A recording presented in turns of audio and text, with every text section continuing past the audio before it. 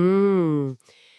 Imagina só colocar numa mesma sala, tipo, um médico cardiologista, um poeta romântico e um padre. Nossa, e isso tem cara de começo de piada, né? Pois é, parece mesmo. Mas olha, pensa bem, todos eles usam a palavra coração o tempo todo. Uhum, com certeza. Só que o cardiologista, ele tá falando de um músculo, né? É um músculo que bombeia sangue. Puramente biológico, exato. Isso. Já o poeta, ele fala daquele centro abstrato das emoções.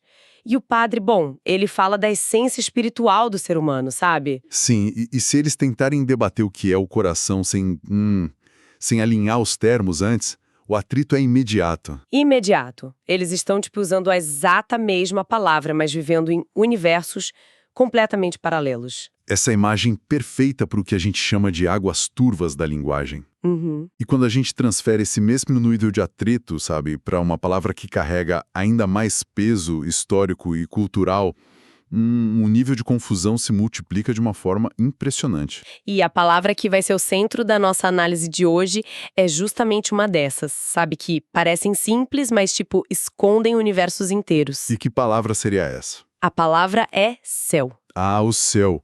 Uma palavra pequena, mas gigantesca, né? Exatamente. Para quem nos ouve agora, essa palavra pode evocar a imagem do vácuo escuro pontilhado de estrelas, sabe?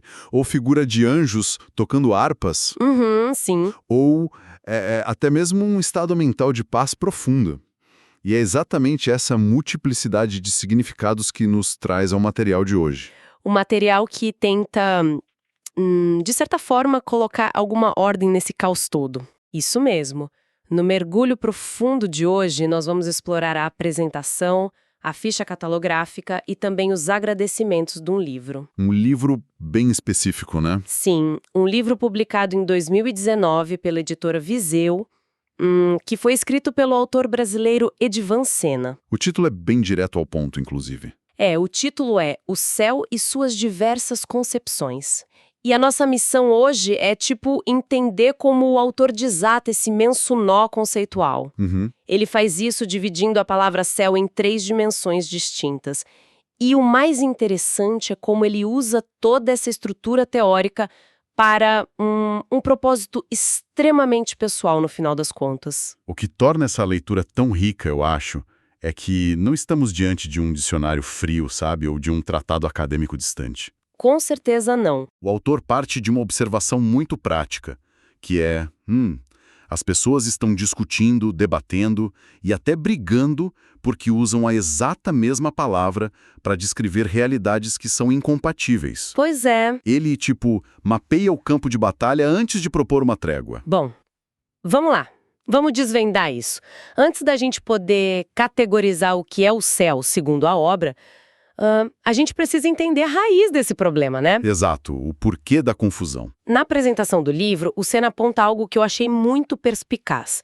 A discussão sobre o céu extrapola, e muito, sabe, os limites de qualquer religião única. Vai bem além. O texto menciona que existem concepções atreladas a visões católicas, protestantes, espíritas, mas também, olha só, ateístas e deístas. É uma mistura e tanto. É uma salada. E a consequência dessa salada toda de conceitos é uma palavra muito forte que ele usa. Ele usa a palavra insatisfação. Nossa, insatisfação é forte mesmo. Sim, ele diz que cada grupo vive em constante insatisfação. O que é bem fascinante aqui é tentar entender a mecânica dessa insatisfação, sabe?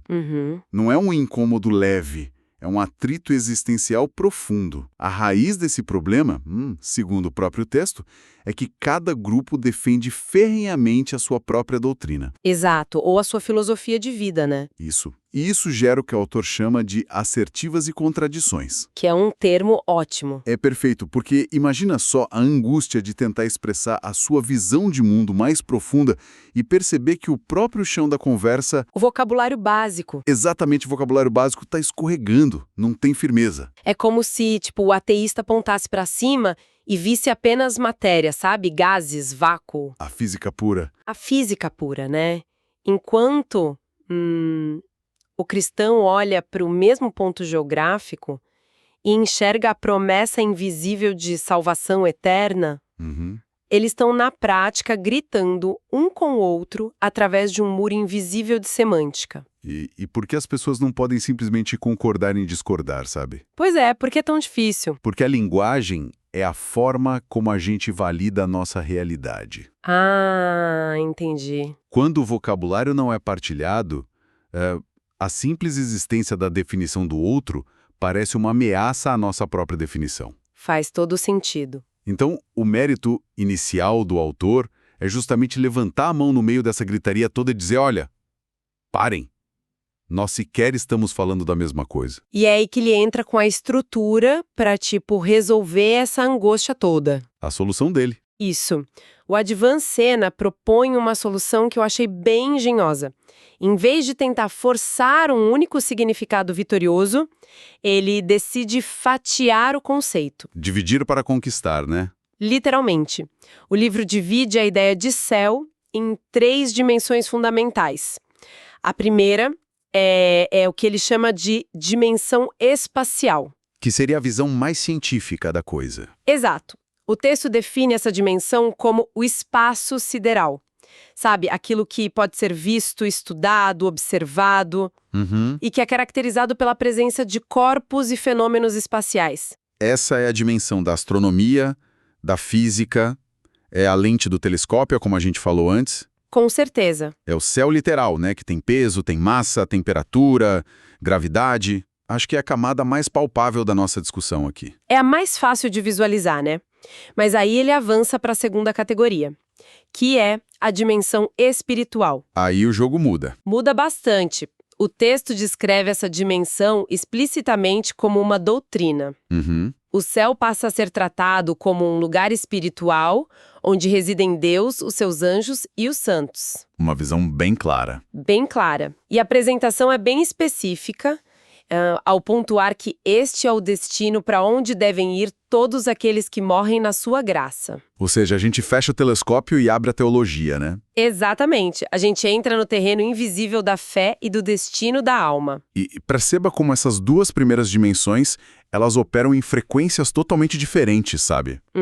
Água e vinho. Mas elas são facilmente reconhecíveis no nosso dia a dia. A gente alterna entre elas quase sem perceber, na verdade. Como assim? É que, nós sabemos quando um astronauta está falando sobre o céu e nós sabemos quando um padre está falando sobre o céu. O atrito acontece quando a gente tenta cruzar essas duas lógicas. Olha, é aqui que a coisa fica realmente interessante para mim.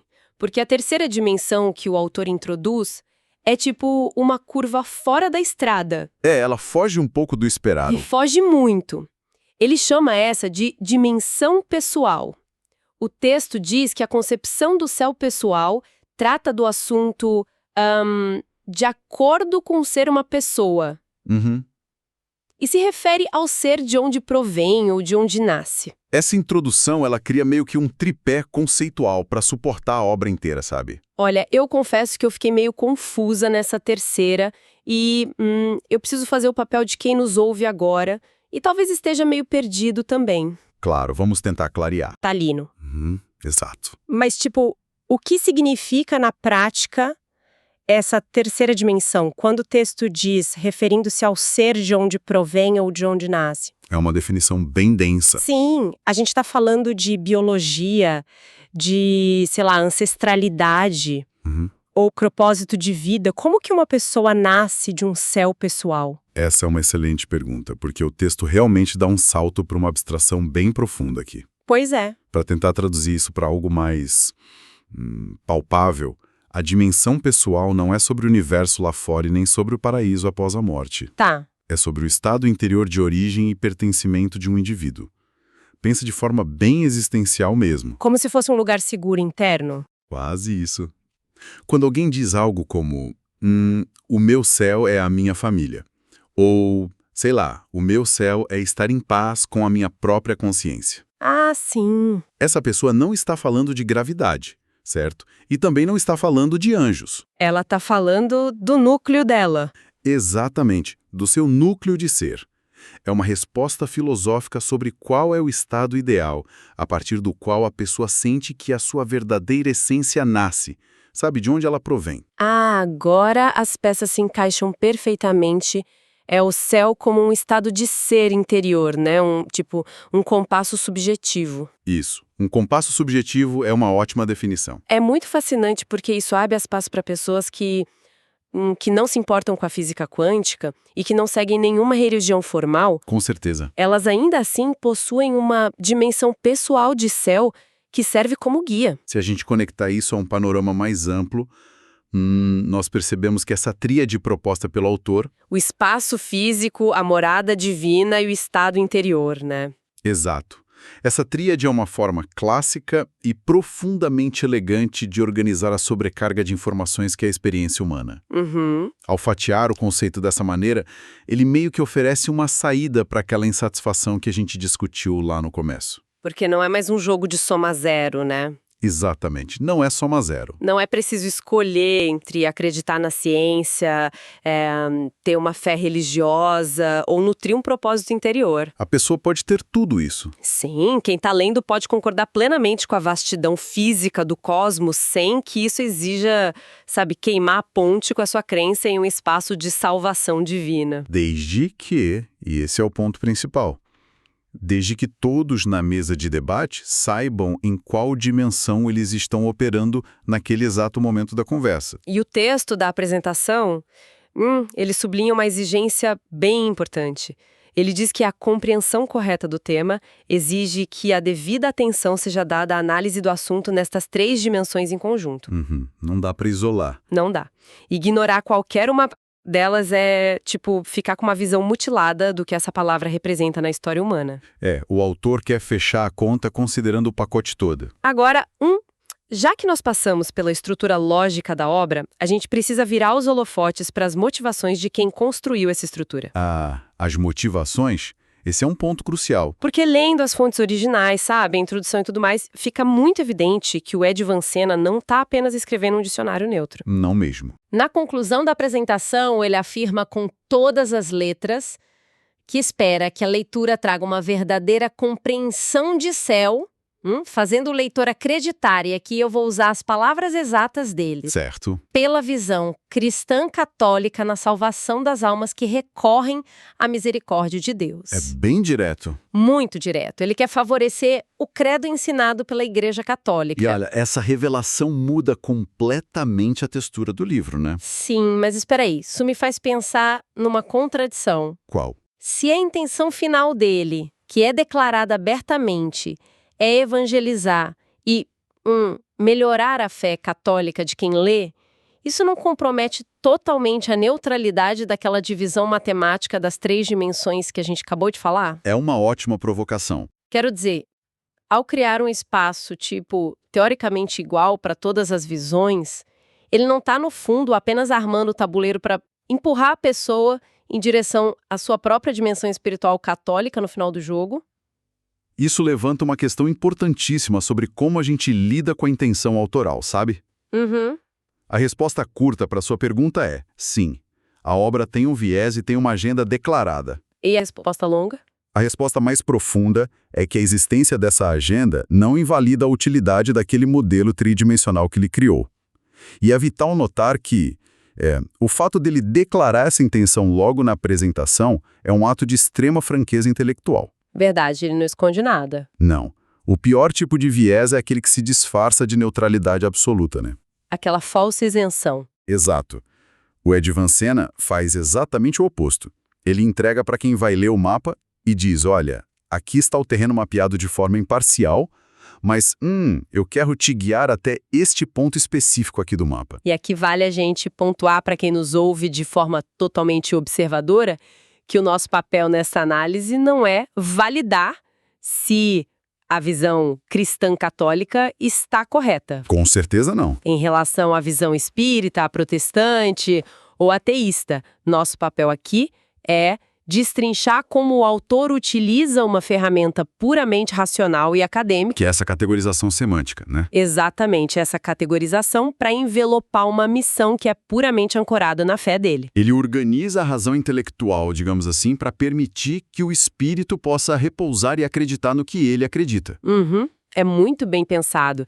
E a transparência dessa missão ganha um contorno que eu achei incrivelmente humano e emocionante. Onde, especificamente? Quando a gente chega na seção de agradecimentos do livro, a lente do autor se torna não apenas transparente, mas ela fica muito íntima. Sim, ele abre o coração ali. Ele agradece, tipo, ao seu anjo da guarda, pela inspiração, e à sua família imediata.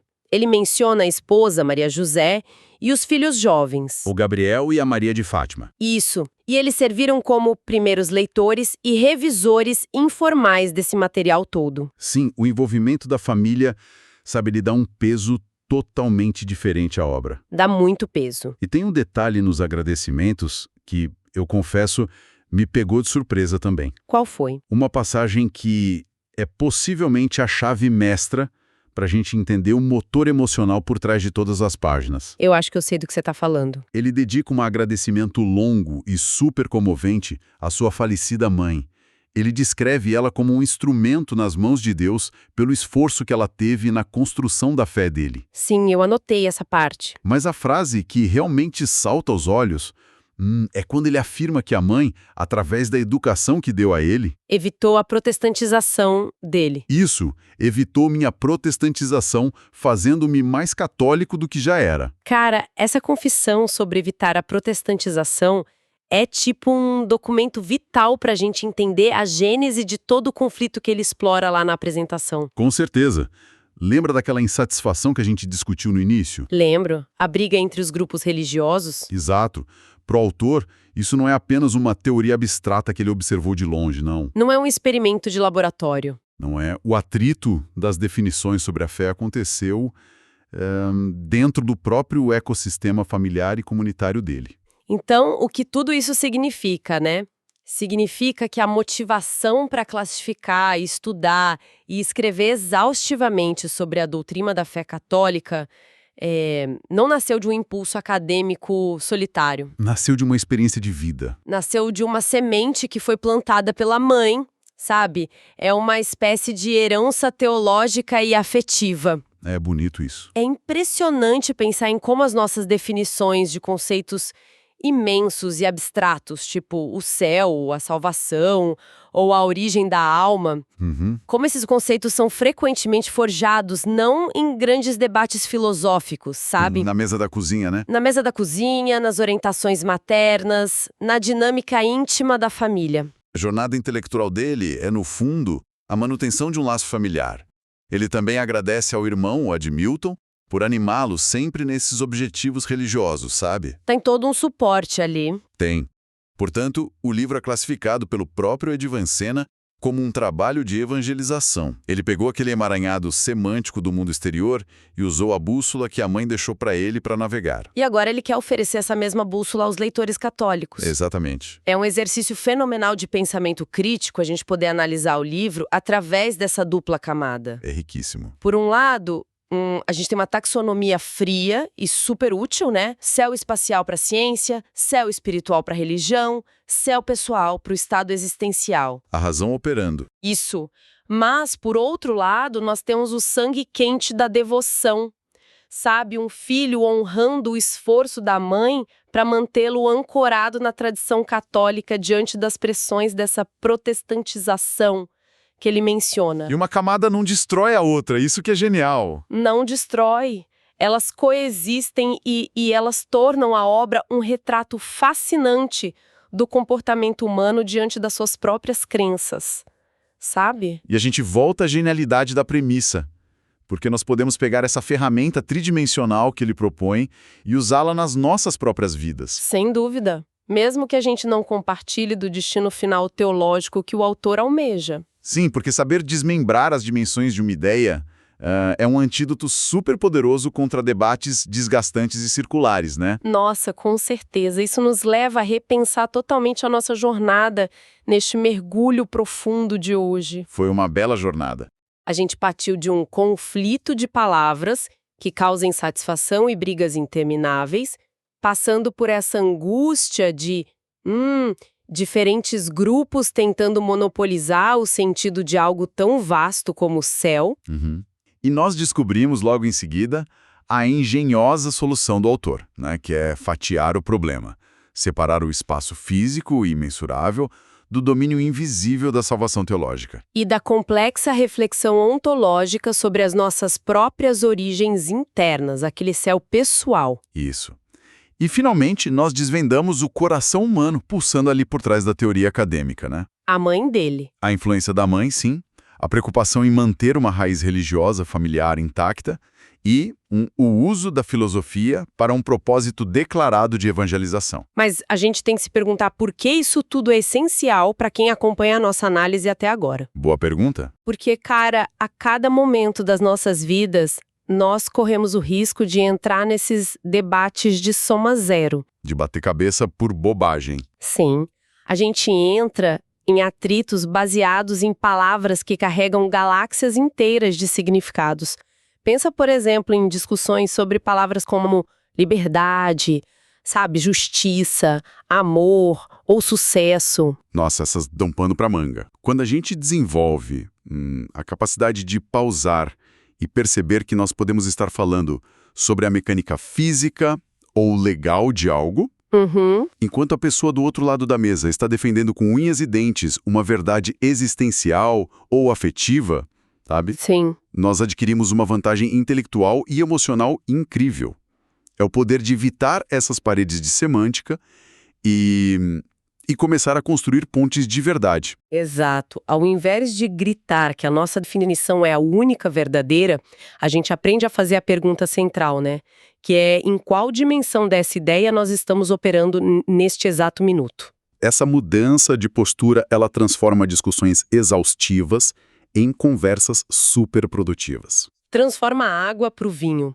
E para amarrar tudo o que vimos hoje, a gente gostaria de deixar uma reflexão para quem nos ouve. Algo que avança um passo além das páginas que a gente analisou hoje. Algo para pensar depois que o áudio acabar, né? Isso, para reverberar.